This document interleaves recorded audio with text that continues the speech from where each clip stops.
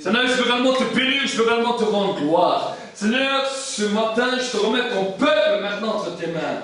Seigneur, mon Dieu, mon roi, je m'oppose maintenant contre toute pensée qui se lève contre ta connaissance, contre toute forteresse qui vient contre ta connaissance. Je les détruis maintenant, je les abats maintenant, je détruis maintenant leur autorité. Et je déclare maintenant que ton peuple puisse hériter avec tes promesses, Seigneur, mon Dieu, mon roi. Hériter et co-hériter avec toi, Seigneur, mon Dieu, mon roi. Nous voulons te bénir, nous voulons te rendre la gloire. Seigneur, je déclare l'activation de ta grâce, l'activation de tes bénédictions, l'activation, Seigneur, de ta surveillance.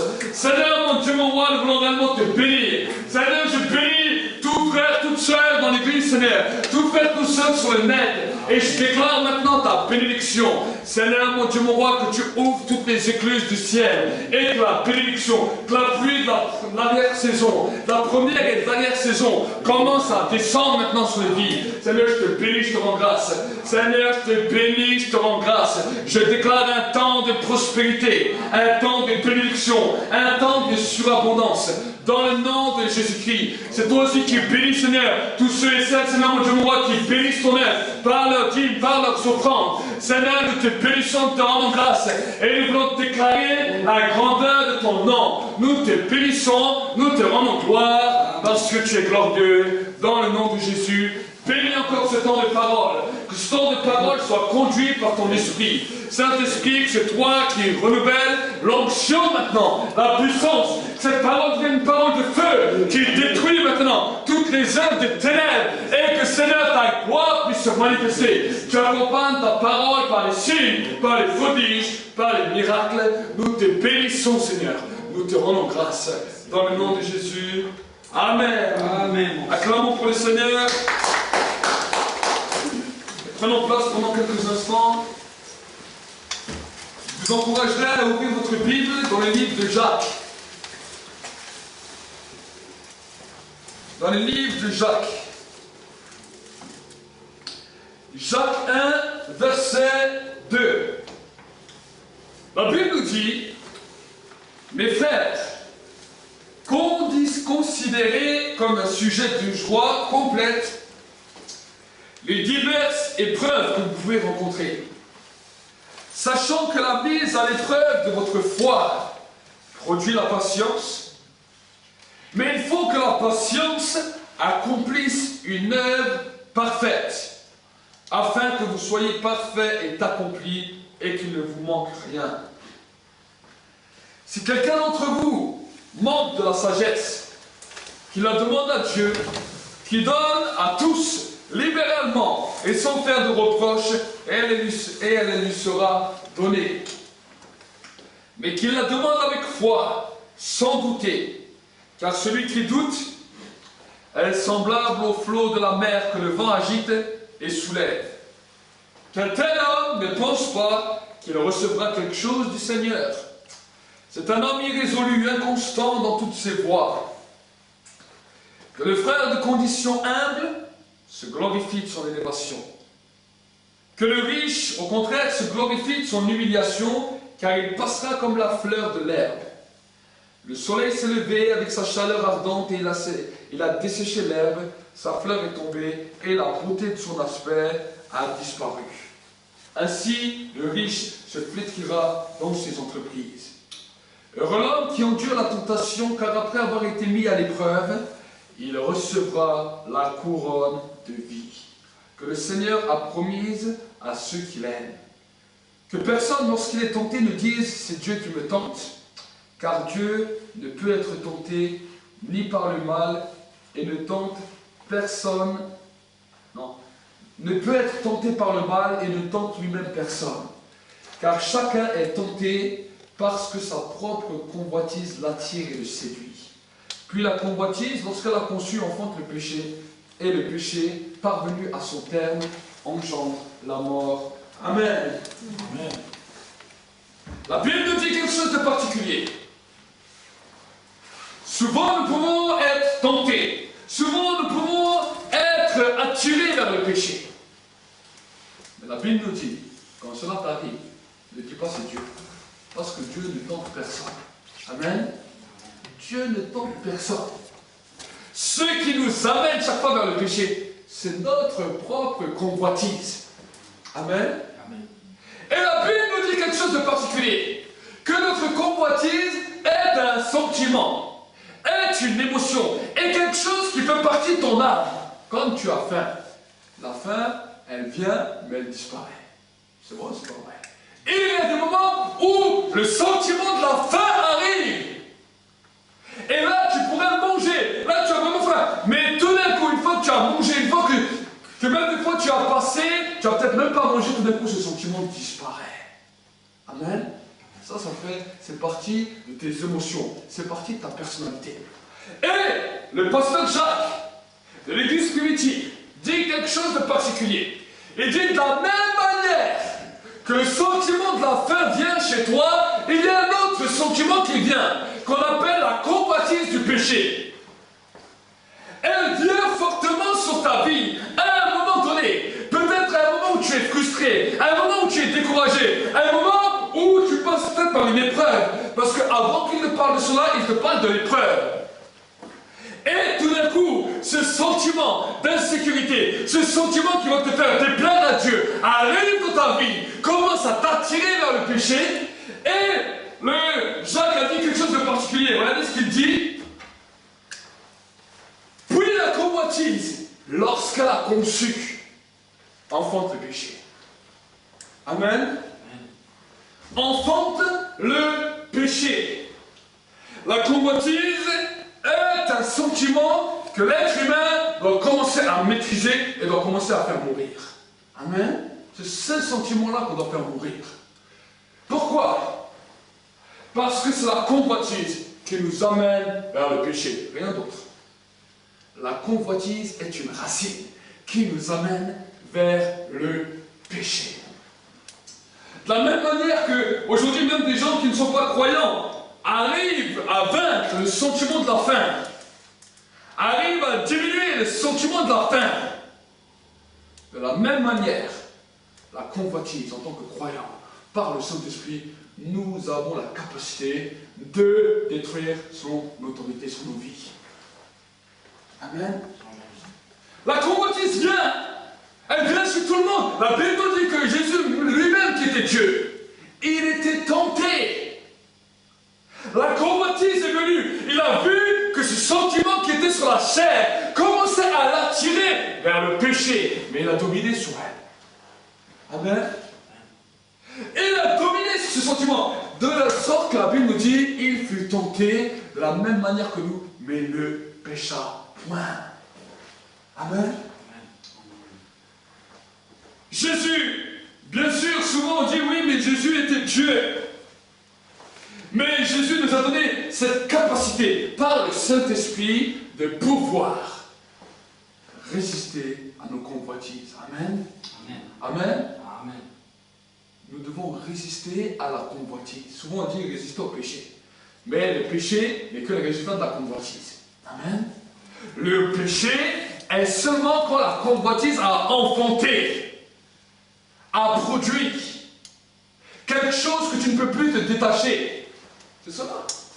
Parce qu'au début, on est attiré. On est attiré. Et une fois qu'on accepte la convoitise, alors on est prisonnier. D'abord, on est attiré, après, on est prisonnier. Amen. Le péché, c'est la conséquence. Le péché, c'est la prison. Mais avant, tu es attiré vers une belle prison dorée. Et une fois que tu entres dans cette prison, vous savez, c'est comme quand on doit attraper les souris, on lui met un piège avec un beau petit fromage qu'elle aime bien, et elle sent cette odeur de loin, et elle est attirée de loin. Ça dégage quelque chose dans son être tout entier. Ça l'attire. Elle dit, oh, quand je vais manger cela, ça sent tellement bon, ça m'attire. Mais si elle serait intelligente, elle se dirait, non, ce qui m'attire va m'emmener à la mort. C'est qu'un sentiment passager. Mais beaucoup de souris font quoi? Ils courent. Et au moment où ils attrapent le fromage, le piège se referme et elles sont mortes. Souvent, les péchés, c'est pareil. Ça nous attire, on le ressent de loin. On dit, ah, ça nous fait rappeler des souvenirs avant que nous étions avec Dieu. Ah oui, c'est vrai, mais c'était pas si mal que ça. Et puis Et puis ça vient nous rappeler et ça vient nous amener dans certaines pensées, dans certains raisonnements. Et tout d'un coup, quand on y touche, alors on se dit on fait une bêtise. Amen. C'est ça le péché. Et la Bible nous dit, regardez ce que la Bible nous dit, il continue. Puis la convoitise, lorsqu'elle a enfanté, elle a conçu, elle enfante le péché, et le péché, parvenu à son terme, engendre la mort. Là encore, l'apôtre Jacques nous montre que le péché a des degrés. Qu'il y a des gens qui peuvent être attirés par la convoitise, qui ont commencé, mais qui se sont tout de suite retirés du péché. Alors à ce moment-là, le péché n'a pas encore produit toute la mort. Mais la Bible nous dit le péché parvenu à son terme, parvenu à son plus haut niveau, engendre la mort. Amen. Amen. Pourquoi Jacques dit ça? Parce qu'à un moment donné, la Bible nous dit, si nous disons que nous n'avons pas de péché, nous sommes des menteurs et la vérité n'habite pas en nous. Amen. Nous ne sommes pas parvenus au plus haut terme du péché. Mais souvent par nos actions, souvent par nos raisonnements, souvent par nos pensées, nous péchons. Nous ne sommes pas parvenus au plus haut degré du péché. Donc c'est normal que certains disent, oui, mais frère, j'ai déjà péché, je ne suis pas mort. Oui, mais ton péché n'est pas arrivé à son terme. Mais la Bible nous dit que le péché, une fois au plus haut de son terme, engendre la mort. Peut-être tu n'as pas vu encore la mort physique, mais il y a des parties dans ta vie qui commencent à mourir. Peut-être c'est les finances, peut-être c'est tes affaires, peut-être c'est ta communion avec les gens, c'est ta communion dans ton couple, c'est la communion de ton foyer, c'est la communion avec tes enfants. Quelque chose est en train de mourir parce que le péché est en train de détruire. Et nous sommes aveuglés. On entend les messages dimanche après dimanche, vendredi après vendredi, dans lesquels le Seigneur nous secoue et nous demande de nous détacher du péché. Mais le péché est en train de détruire. Amen. Vous savez ce qui est le plus dommage? C'est qu'on a oublié de dire aux chrétiens qu'ils devaient se repentir, et on a souvent oublié de dire aux chrétiens qu'ils devaient demander pardon à Dieu. Amen. Souvent, quand beaucoup de croyants arrivent à une certaine maturité spirituelle ou à un certain degré, ils croient que la vie de péché n'a plus aucun impact sur leur vie, alors qu'ils sont remplis de convoitises, qu'ils sont en train de les attirer vers le péché. Amen. Souvent. Pourquoi? Parce que nous devons commencer, jour après jour, à reconnaître notre condition de pécheur devant Dieu. Pourquoi? Parce que la Bible nous dit qu'on ne mérite rien. Dieu nous a donné tout par grâce, c'est un cadeau qu'il nous a donné. Mais dans cette grâce, il veut que nous nous humilions et que nous nous souvenions jour après jour de ce qu'il fait dans nos vies. Amen. Le jour où tu crois, ça y est maintenant, je suis un croyant sans plus de péché. C'est là où demain tu vas tomber. Parce que la Bible nous dit, si nous disons que nous n'avons pas de péché, nous sommes des menteurs. Et la vérité n'habite pas en nous. Oui, peut-être tu croyais qu'être chrétien, c'est sans péché. C'est pas ça être chrétien. Être chrétien, c'est pardonner tes péchés. Amen. Et de fuir le péché. Mais ça ne veut pas dire que tu n'as pas de péché. Parce que ta chair est attirée vers le péché. Et l'apôtre Paul, à un moment, le démontre bien. Il dira dans la parole, il dit, le bien que je veux faire, je ne le fais pas. Le mal que je ne veux pas faire, cette convoitise que je haïs, m'attire et me fait faire ces choses. Qui me séparera de ce corps de mort? Et les frères et sœurs, quand ils ont dû lire cette lettre, ont dû être choqués. Comment l'apôtre Paul parle comme ça? Et Samuel dit, c'est alors que je suis faible, c'est là que je suis fort. Je puis tout par celui qui me fortifie. Amen. Amen. Il avait compris, et quand il parlait même de lui, il ne se présentait pas, oh, je suis le plus grand des prédicateurs, je suis le prédicateur sans péché. Ce n'était pas comme ça qu'il se présentait. Il dit, à moi le moindre de tous les apôtres, pécheur par-dessus jusqu'à la tête. Il dit, je ne mérite même pas. Pourquoi il disait ça? Pas simplement parce que, pour que les gens disent, oh, quel un, mais pour montrer un exemple que lui-même, alors que Dieu l'utilisait puissamment, il disait, non, même si Dieu m'utilise puissamment, je suis plus pécheur que tous. Amen. Je suis plus pécheur. Je suis autant pécheur que tout le monde.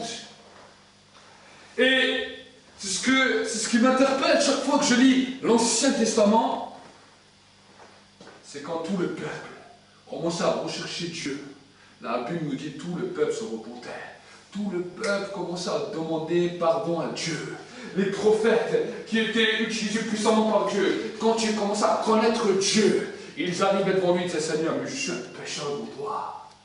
Peut-être vous allez me dire, oui, mais ça c'était l'Ancien Testament, le Nouveau Testament, c'est pas comme ça. J'aimerais vous dire, quand je lis le Nouveau Testament, Jésus qui marche avec ses apôtres, avec ses disciples. Au début, ils marchent tous ensemble. Oui, certains ont demandé pardon, d'autres pas tout de suite. Mais ce qui m'étonne, c'est que chaque fois que Dieu les amène dans un degré de connaissance plus grand, les apôtres commencent à décliner les uns après les autres. Seigneur, nous sommes pécheurs devant toi. Nous ne méritons même pas que tu sois avec nous. Et la Bible nous montre que dans l'Église primitive, ils ont continué de la même manière. Quand les 3000 sont arrivés, ils ont dit, mes frères, qu'est-ce qu'on doit faire? Pierre il a dit, repentez-vous et soyez baptisés. Commencez à vivre de cette dimension de repentance. Commencez à comprendre cela. Parce que c'est là où tu vas connaître qui est Dieu réellement. Et ça continue à bouleverser. Chaque fois qu'un homme commence à connaître Dieu, il commence à comprendre qu'il ne mérite pas d'être dans sa présence et qu'il est pécheur.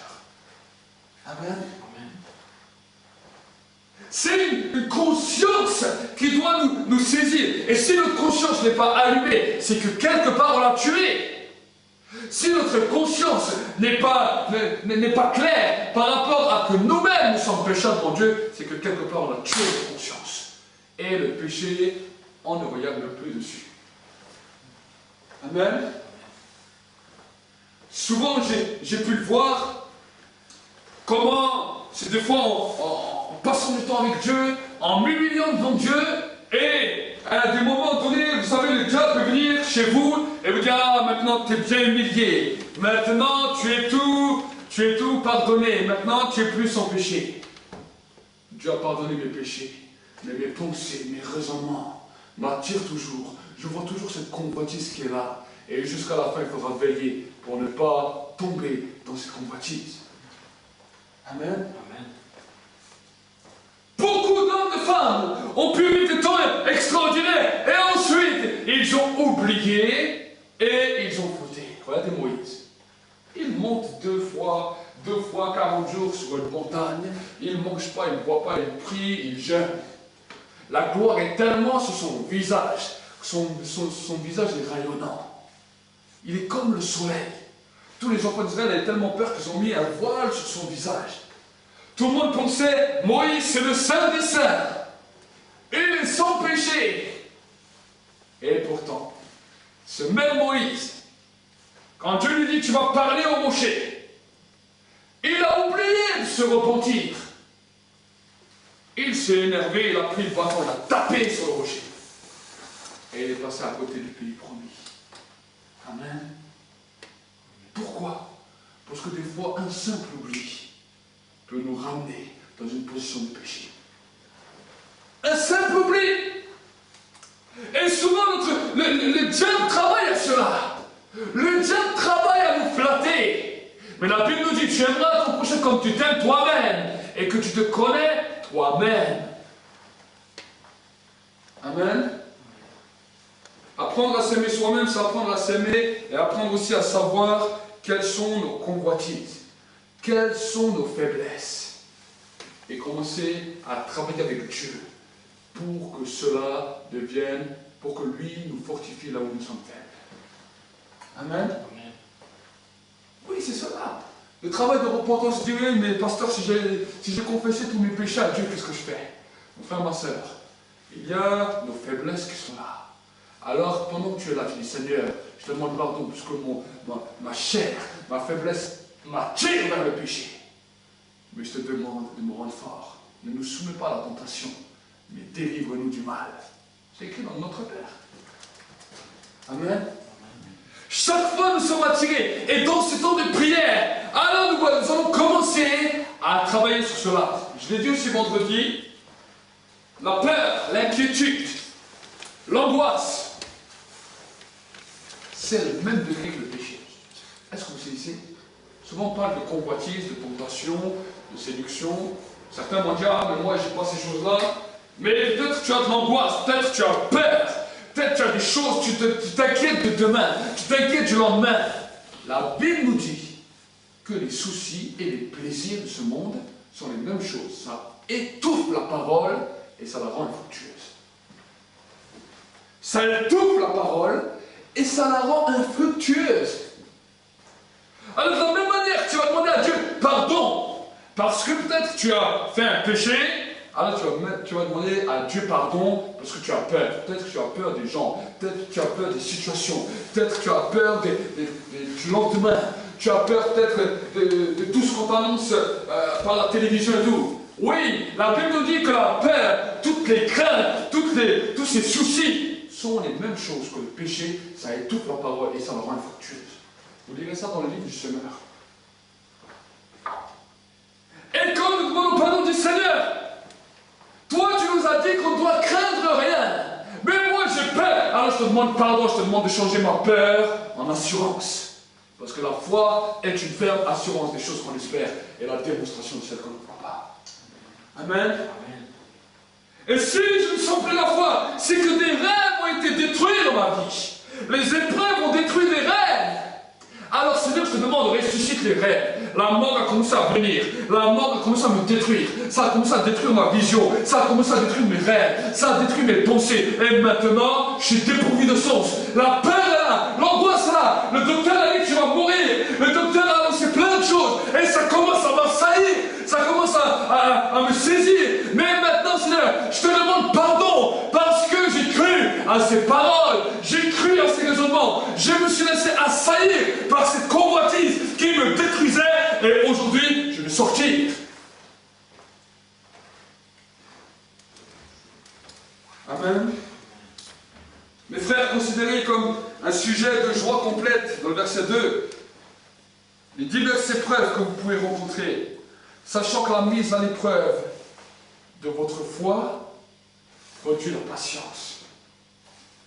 Mais il faut que la patience accomplisse une œuvre parfaite, afin que vous soyez parfaits et accomplis, et qu'il ne vous manque rien. Amen. L'épreuve de la foi, regardez ce que la Bible nous dit. L'épreuve de la foi produit la patience. Amen. Qu'est-ce que c'est l'épreuve de la foi? Ça veut dire commencer à combattre contre ces convoitises, contre ces raisonnements, contre ces pensées qui se lèvent contre notre foi. C'est l'épreuve de la foi. Et dans ce temps, notre foi commence à devenir fortifiée. Et dans ce temps où notre foi devient plus fortifiée, on devient patient, on devient plus fort. Amen. Quand ta foi est fortifiée, c'est là où tu deviens fort. Et chaque fois que tu vas vouloir faire un acte de foi, tu auras plein de choses à confronter. Je donne un exemple. Une personne malade qui veut être guérie. Amen. Si Dieu fait la grâce, nous sommes dans un temps où il y a l'onction de guérison de miracle qui est là. L'onction de miracle, Dieu, il ne te demande pas ta foi. Là, c'est le miraculeux de Dieu qui vient te toucher. Parce que tu n'as rien demandé à personne, c'est Dieu lui-même qui te touche, c'est Dieu lui-même qui guérit. Ça, on appelle ça le miraculeux. Là, ta foi n'a pas été mise à l'épreuve. Amen. Tu as reçu quelque chose, ce qu'on appelle le don du miraculeux qui a commencé à se manifester.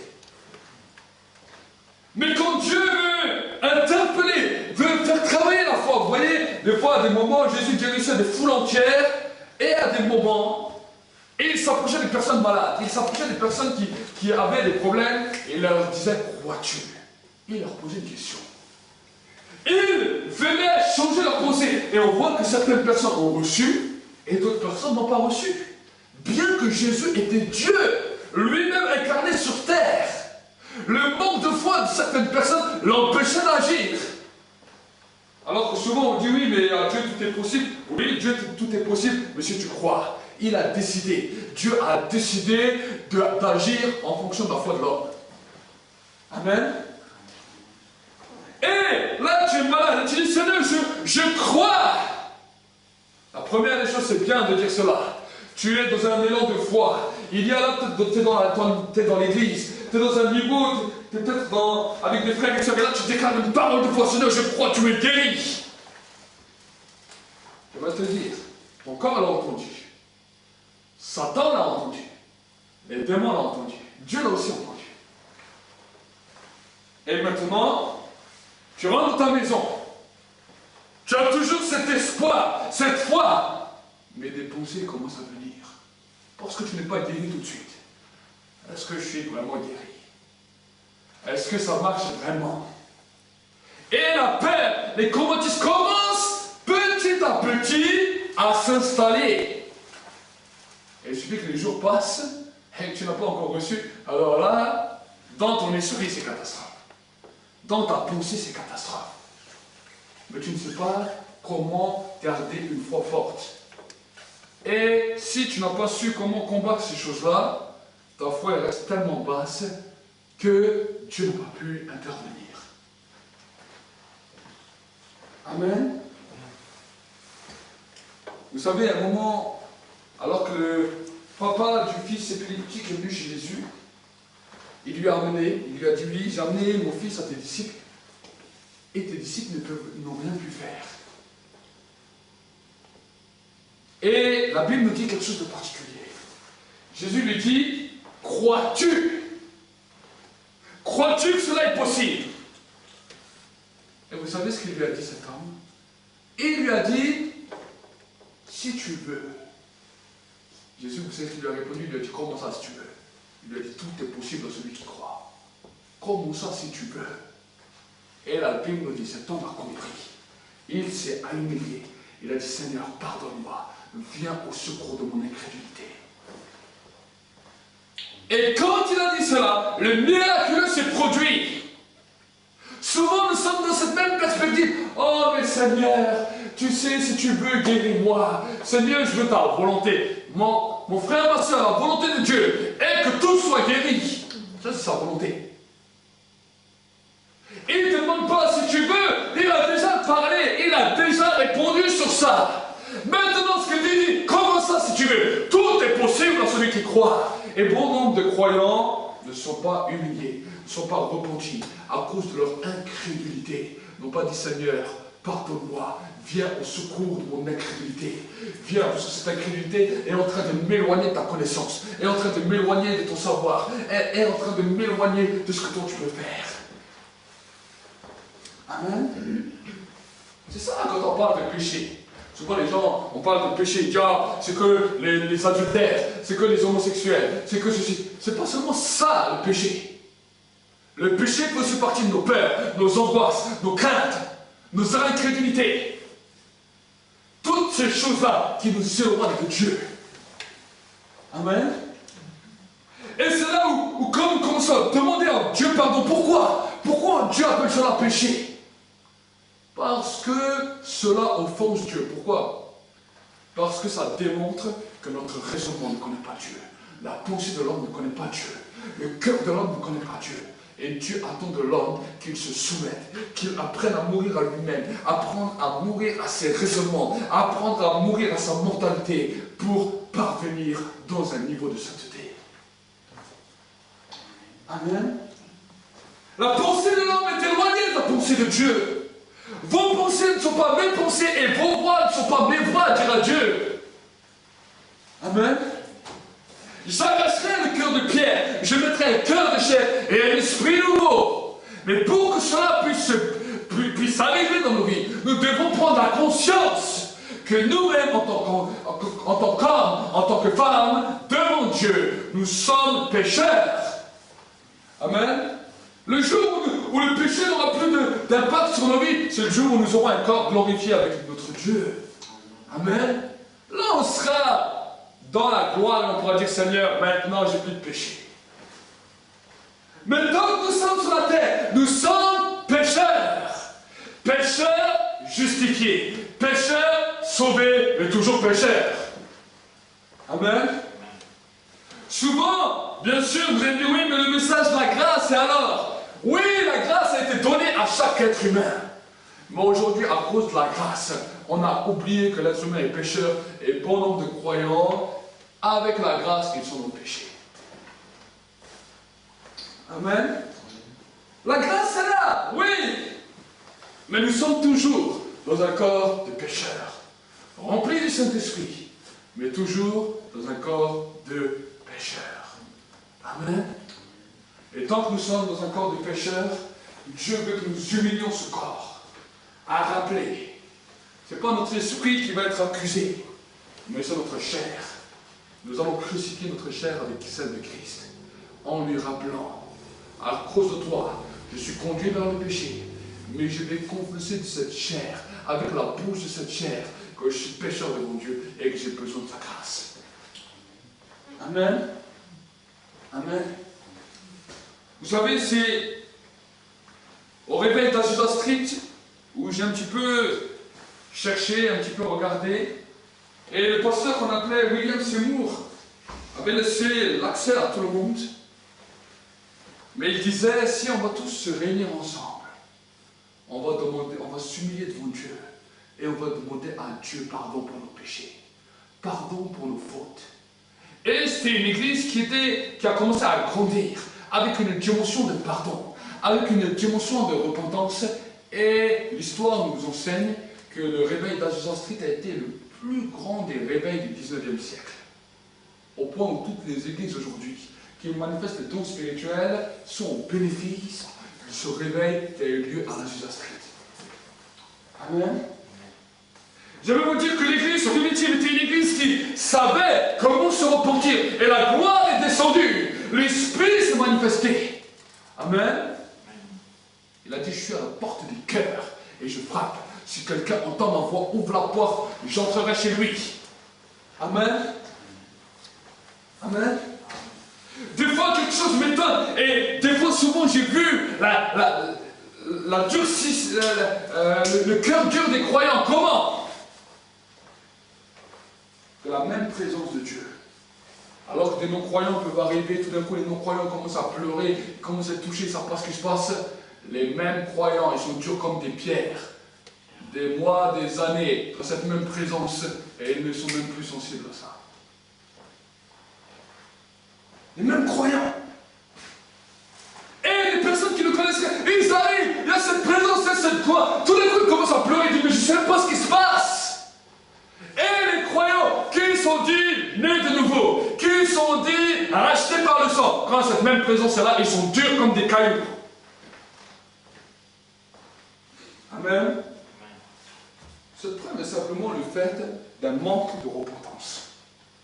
La repentance, le manque de repentance nous amène vers la convoitise, vers nos propres convoitises. Ce n'est pas Dieu qui nous convoite, ce n'est pas Dieu qui nous fait convoiter, c'est nos propres convoitises qui nous attirent vers le péché, qui commencent à nous amener sur le chemin du péché. Le péché n'est pas encore en haut de son terme, mais la mort a déjà commencé à frapper. On commence à être insensible à la présence de Dieu. On commence à être insensible aux paroles de Dieu. On commence à être insensible à beaucoup de choses. La mort commence à détruire. La mort commence à faire son ravage. Et au plus haut terme, la mort finale va nous détruire. On nous envoie la destruction terrible. La destruction éternelle, c'est terrible.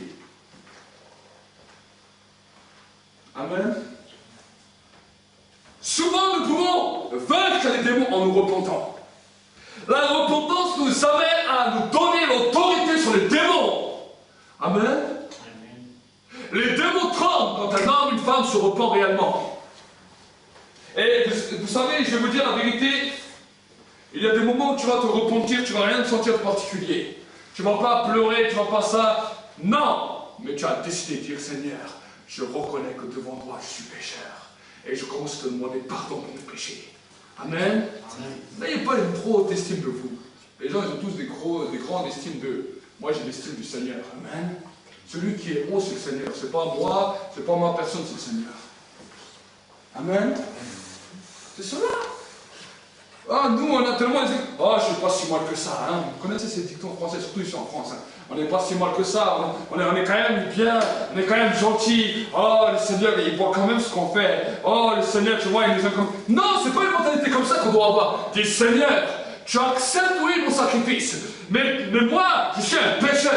Et je viens devant toi. Je demande ta grâce parce que je ne mérite même pas ta grâce. Amen. Amen. Souvent, quand les gens me disent, mais alors toi, t'es un saint, je dis non, je suis pas un saint, je suis plus pécheur que toi. Je suis plus pécheur que toi. Mais parce que j'accepte jour après jour que la grâce de Dieu se renouvelle dans ma vie par le pardon, alors à ce moment-là, je suis justifié. Amen. La foi est le canal qui nous justifie. Et quand notre foi commence à être détruite, c'est notre justification qui se détériore. Amen. Comment notre foi se détruit quand le péché vient, quand les soucis viennent, quand les tracas viennent. Ça commence à étouffer notre foi. Ça commence à étouffer la parole de Dieu. La foi vient de ce qu'on entend vient de la parole de Christ. La parole de Dieu, c'est ce qui produit notre foi. Quand les choses, quand les convoitises de la chair commencent à venir contre la parole, ça commence à détériorer, à rendre la parole infructueuse, à détruire notre foi, et à ce moment-là, notre justification en prend un coup. Même si on se dit, oui, maintenant, on est justifié, alors on essaie de se rassurer. Oui, vous savez, mais Dieu me connaît, Dieu sait qui je suis. Oui, mais le problème, c'est que Dieu sait qui tu es, mais toi, tu ne sais pas qui t'es. Amen. Dieu sait qui t'es, mais toi, tu ne sais pas qui t'es. Alors les gens, ils essayent de s'encourager. Oui, mais je suis en Christ, je suis une nouvelle créature. On a commencé à créer tout un système dans lequel les gens ils doivent se répéter des versets. Je suis une nouvelle créature. Les gens, ils marchent comme ça pendant 10 ans. Ils disent, je suis une nouvelle créature en Christ. Ils parlent, ils répètent, ils répètent. Mais quand tu parles avec lui, il n'a rien de nouveau. C'est pas une simple répétition. Alors plutôt, mets-toi à genoux, dis Seigneur, j'ai besoin de ta grâce. J'ai besoin de ta grâce parce que je suis pécheur. Tu vas voir que quand tu te lèves, tu es nouveau. Pas besoin de répéter 100 fois la même chose. Amen. C'est cela que Dieu attend de nous. C'est souvent moi-même dans ma propre vie. J'ai vu des fois, j'étais découragé, désespéré. J'avais l'impression que tout venait comme ça, comme une montagne sur ma vie. Chaque fois que j'essaie de me trouver une solution, impossible. Mais il suffit que je me mets comme ça. Je dis, Seigneur, je suis un pécheur devant toi, je te demande pardon. Je commence à m'humilier devant Dieu. Je me relève, toi disparu. Toi disparu. J'ai compris. Ce n'est pas les problèmes qui sont problèmes. C'est notre convoitise qui fait du problème une montagne. Amen. Mais Jésus a dit, si tu as une foi comme un grain de sénévé, tu diras à cette montagne, ôte-toi de là et jette-toi dans la mer, elle t'obéira. Amen. La foi comme un grain de sénévé, c'est reconnaître qui tu es. Ce grain de sénévé, c'est toi. Cette montagne est terrible, mais ce grain de sénévé, par ta repentance, libère la foi en toi. Et cette foi qui est libérée produit le miracle. Amen. Amen. Je l'ai souvent dit alors que j'étais sur un lit d'hôpital en 2012. Lit d'hôpital, impossible de faire quoi que ce soit, impossible de manger. Les docteurs me donnaient diagnostic sur le diagnostic. J'étais avec mon épouse et à ce moment-là, je disais toujours à mon épouse, je dis moi, si je suis là, c'est que Dieu veut me parler. Je sais que Dieu veut me parler. Je ne suis pas le meilleur, mais je ne suis pas venu dans cet hôpital, ni pour mourir, ni pour entendre n'importe quoi de la bouche des médecins. Chaque fois que le médecin me parlait, je disais, j'ai un Dieu qui guérit. Je m'accroche à un Dieu qui guérit. Et je lui souriais. Je montrais que cette parole ne me touchait même pas.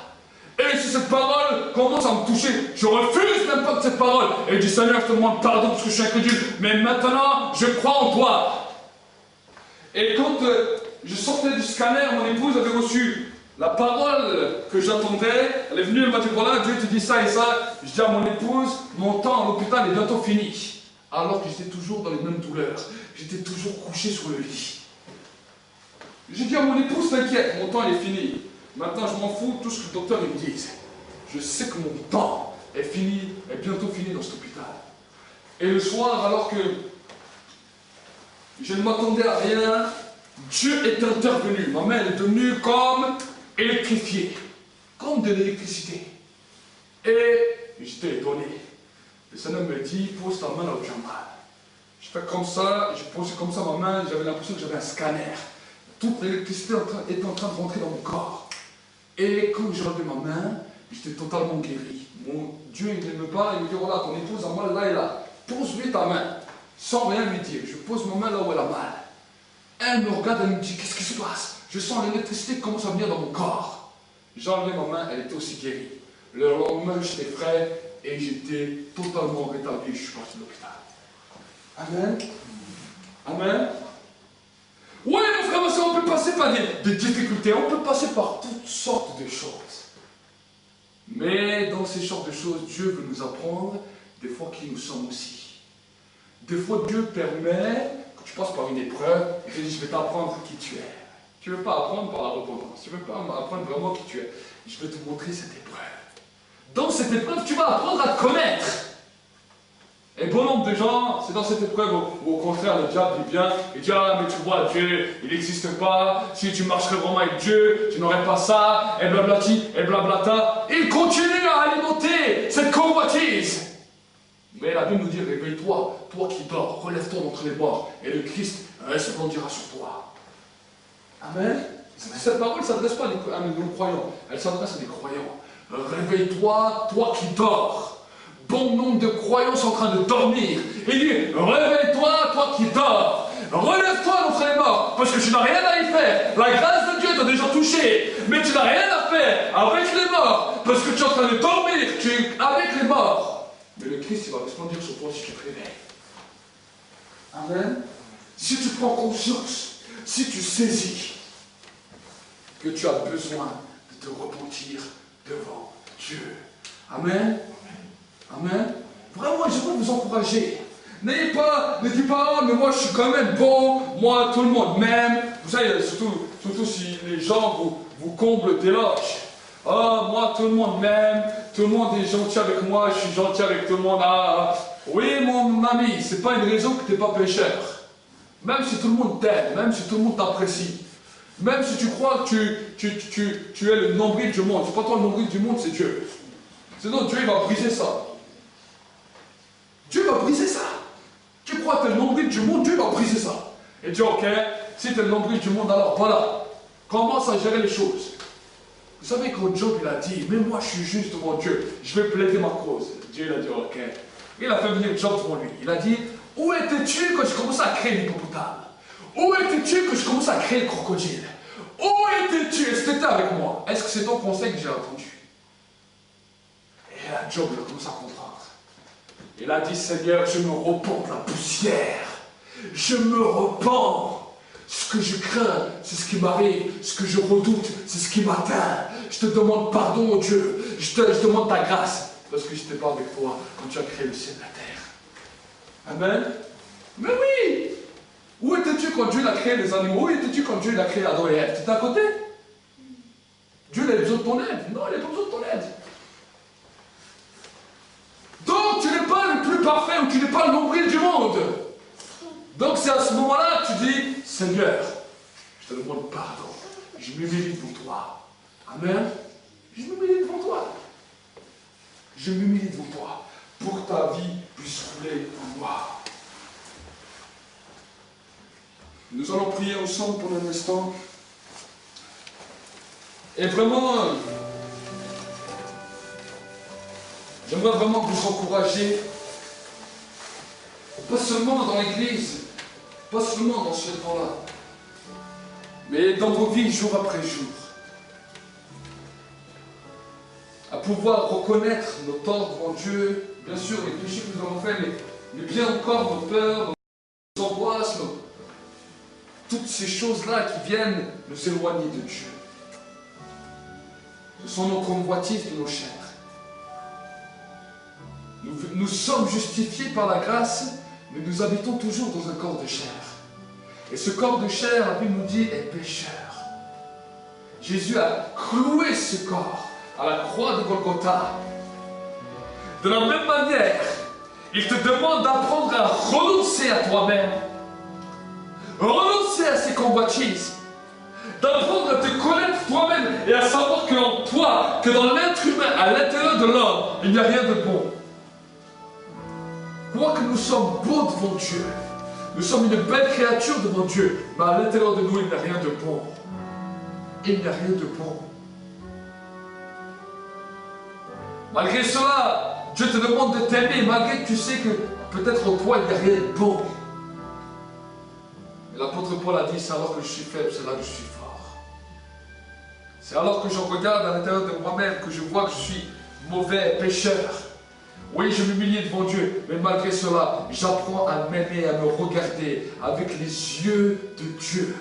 Parce que Dieu, bien qu'il n'y a rien de bon en nous, il nous aime. Et il veut que tu apprennes à t'aimer, même s'il n'y a rien de bon en toi. Mais il veut aussi que tu t'apprennes à t'humilier pour que tu sois plus fort de ces convoitises qui détruisent ta foi. Qui détruisent ta foi. Et nous allons voir pendant un instant, et pendant un instant, demandons à Dieu pardon. Demande à Dieu pardon pour tes péchés, pour tes convoitises. Demande à Dieu pardon peut-être d'avoir eu une trop haute estime de toi. Souvent nous avons une trop haute estime de nous. C'est pas ça qui nous amène dans l'élévation. C'est pas la plus haute estime de nous. Nous devons avoir l'estime du Seigneur. Amen. Et que cette estime crée en nous une assurance. Une assurance. Une assurance. Au point que les personnes vont être étonnées. De l'assurance qu'on aura, pas à cause de l'estime qu'on a de nous, mais à cause de la foi qui réside en nous, dans le nom de Jésus. Père de gloire, nous voulons venir ensemble devant toi, Seigneur mon Dieu, mon roi. Tu as dit dans ta parole, si mon peuple sur lequel est invoqué mon nom, s'il s'humilie, s'il prie, et s'il revient de ses mauvaises voies, j'interviendrai en sa faveur et je guérirai son pays. Seigneur mon Dieu, mon roi, nous voulons nous humilier devant toi ensemble. Ce matin, nous voulons nous humilier devant toi et te demander pardon, Seigneur. Pardon, Seigneur mon Dieu, mon roi, pour nos fautes, pardon pour nos péchés, pardon pour nos convoitises. Parce que nos convoitises nous amènent à la mort.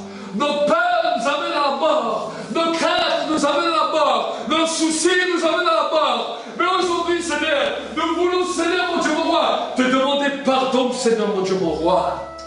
Pardon pour notre incrédulité. Pardon pour nos doutes. Pardon pour nos manquements. Pardon parce que nous vivons dans un corps de chair. Et ce corps de chair te déplaît souvent. Pardon parce que bien souvent nous vivons dans le péché. Par nos pensées, nos raisonnements, nos convoitises, nos cœurs. Mais aujourd'hui, nous voulons implorer la grâce. Nous voulons implorer la grâce. Nous voulons implorer la grâce. Et que Seigneur, celui qui était découragé puisse être fortifié. Que Seigneur, mon Dieu, mon roi, par le pardon, celui que sa foi était détruite, déstabilisée, qu'il n'arrivait plus à recevoir tes bénédictions. À cause de la repentance, il va commencer à bénéficier, Seigneur, mon Dieu, mon roi, de ce que tu as pour lui. Seigneur, mon Dieu, mon roi, je te demande pardon, nous te demandons pardon toutes les fois où nous avons détruit notre conscience. Détruis notre conscience par rapport à ta présence. Détruis notre conscience par rapport à la négligence du péché. Détruis notre conscience par rapport à la négligence de la convoitise. Excellent, mon Dieu, mon roi, c'est toi qui nous relèves. C'est toi qui nous relèves. Seigneur, je te bénis, je te rends grâce. Parce que maintenant, c'est toi qui renouvelles, qui insuffle la vie, une foi forte dans chaque frère et dans chaque sœur. Dans chaque frère et dans chaque sœur. Dans chaque internaute, maintenant. Maintenant. Nous te bénissons de notre grâce. Parce que tu es le Dieu de toute gloire. Merci Seigneur. Que nos consciences puissent être réveillées. Je déclare le réveil des consciences. Le réveil de la présence de Dieu. Réveille-toi, toi qui dors. Relève-toi d'entre les morts. Et le Christ resplendira sur toi. Et le Christ resplendira sur toi. Le temps de réveil est décrété. Le temps où les hommes et les femmes vont se réveiller de leur sommeil. Réveiller leur sommeil spirituel. Je le déclare maintenant, par l'Esprit, dans le nom de Jésus-Christ. Que ta paix, ta bénédiction et ta grâce reposent sur chacun d'entre nous et nous raccompagnent dans nos demeures. Amen.